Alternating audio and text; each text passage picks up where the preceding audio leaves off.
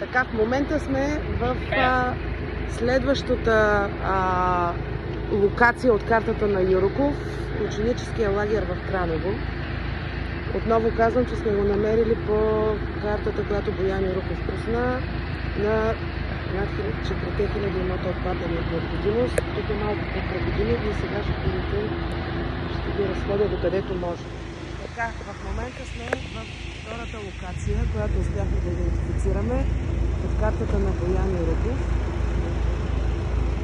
с отпаднали от необходимост обекти държавни. И това е ученическия лагер в Краново. Тук е малко по-достъпно и сега ще ви разходя из там, където можем да минем. Няколко са постройките. 6 монолитни постройки, доколкото виждам от описанието. И 40 и няколко бунгала с стълбищата, през които отиваме към обекта с отпаднала необходимост.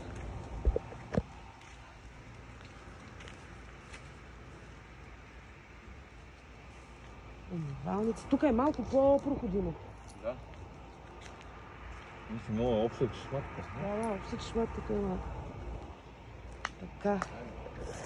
9 декара е общата територия, според кадастъра, който Боян е успял да открие, и това може би е било работещо по-дълго, отколкото обекта в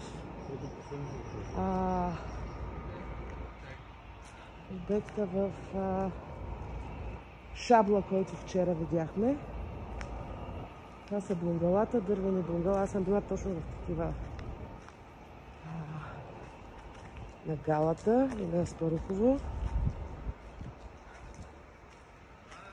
Може би има и хора някакви.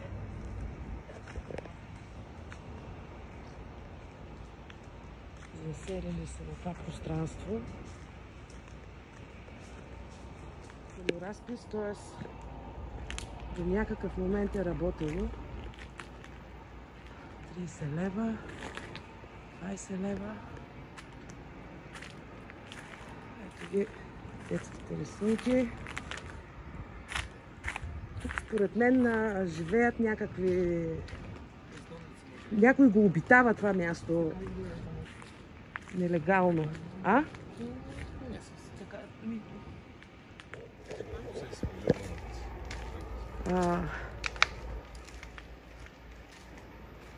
Гало номер 17. Хладилник има. Не е общо, ето тук също има туалетна. Тук също има туалетна. Това е ремонтирано в някакъв момент. Имат обща туалетна. А това с кое има обща туалетна? С другото. С другото може би.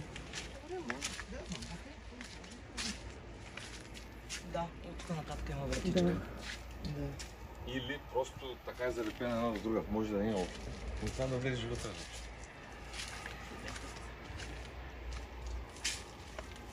Иди, мина. Тук приключенския ни дух ни вкарва в едно от bunгалата. Това е по-модерно, бе, хора. Това е работило до някакъв момент.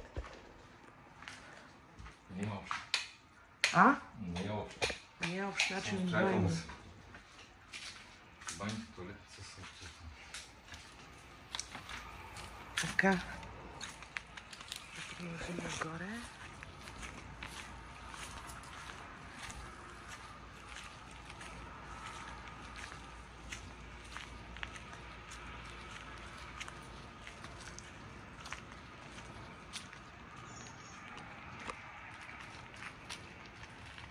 Това не е толкова мърляво като шабленското. До някакво време е функционирало. Има няколко нива. Има май по-големи нива. Същите са.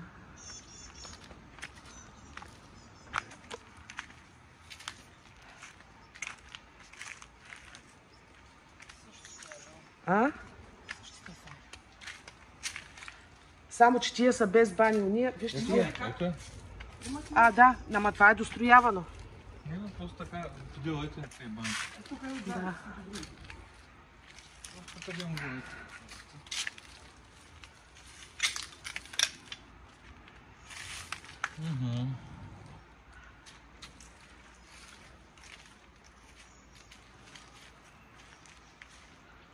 Кой по-избушени, кои още с някакви мебели останали? Да, бе, ама стоят някакви по-такива съвременни мебели.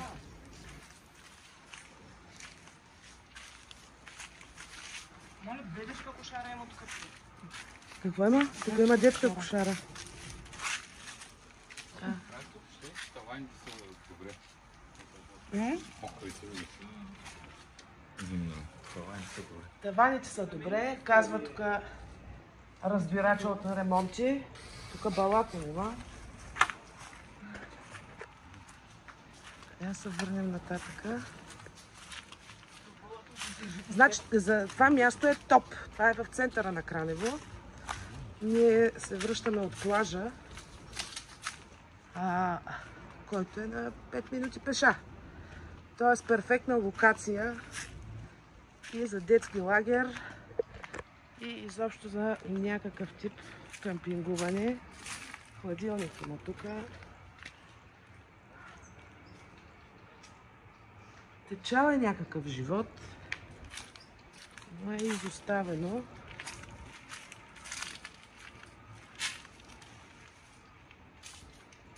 Интересното е, че с санитарен възел. Балата.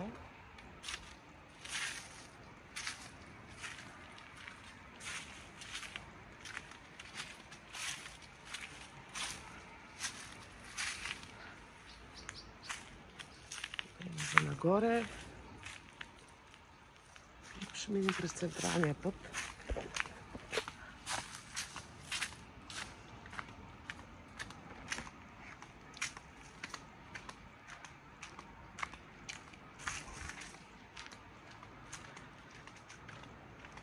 Още един ред толкова.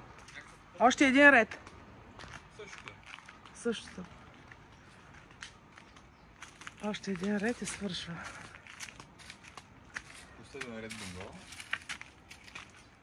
Да, това е реновирано в някакъв момент. Това е. Сега по-интересното, ще го видите след малко, е, че доколкото аз разбирам, тази част от ученически отдих и спорт принадлежи на Варна. Ученически отдих и спорт ЕАД е компанията, притежавана от Министерството на образованието, която отговаря за тези обекти, притежава ги и съседния парцел отново, той вече си има официална табела, е отново на ученически отдих и спорт ЕАД, база Търговище обаче. И този парцел функционира. В смисъл има, сега тук ще минем под мост, ще го видим. Този парцел функционира. Има почиващи там.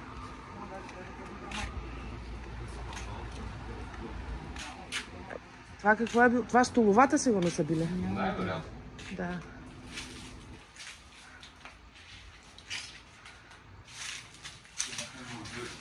Вижте колко е яка тая стара комунистическа графика. Има телевизори за бунгало. Телевизори има. Може би са ги раздавали тия телевизори в стая. Тук са ги събирали и са ги събрали накрая. Да. Нещо като склад го играете. Нещо като склад. Ето го. Монумента. Още навътре да влезнем. Или пък тук са били началниците. стаи, да. Администрацията? Администрацията, не, пак са някакви стаи. Мирела, Ива, Георги, Ти виж какви Габи столове от едно време. и Тихомир. Да, ето, тук са се обозначили на тази стая тези деца, които вероятно в момента са наши набори. Да, горе-долу. Но това е. Обща баня, туалетна, бойлера.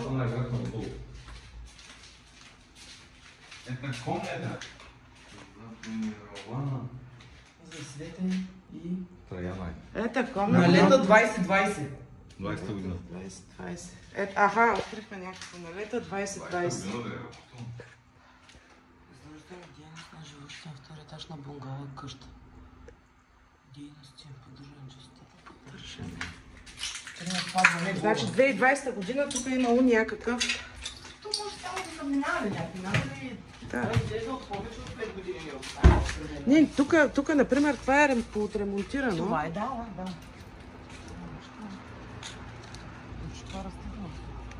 Това нещо също е в този вид.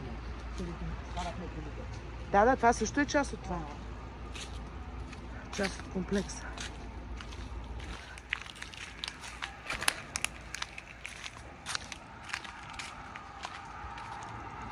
Нищо има долен етаж, може това да е нещо като колеба и така напред. Това може да не знам къде да влиза. Може би от другата страна се влиза. Тук...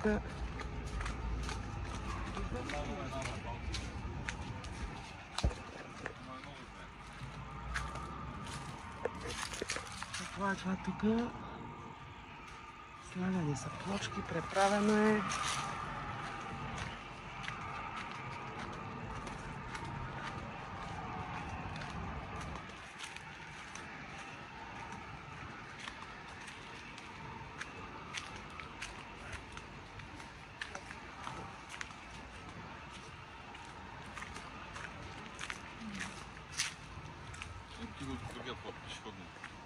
Аха, това е пешеходния вход. Зад магазин.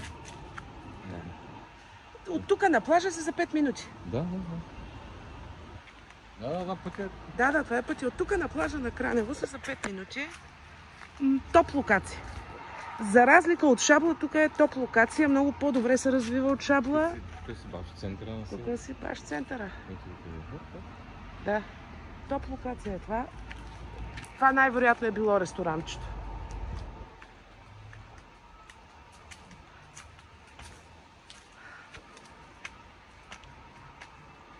Дали ще можем да излезнем от там някъде? Да, не съмнява. Нещо останало ли? Са в центъра на Кранево се намира ето това 9 декара на Министерство на образованието с отпаднала необходимост. Ще можем да минем.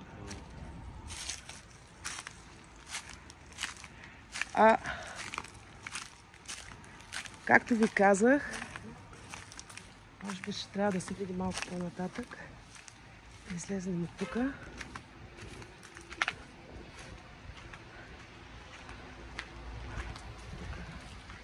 Старите бунгала, 29-32. Това е някаква сграда отново.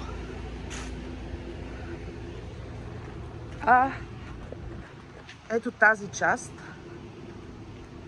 отново е на ученически отдих и спорт. Само че е база търговище. Тоест тази база на ученически отдих и спорт си функционира. Това беше втория обект, който открихме. Още няколко дни сме в тази част, така че ще има още репортажи.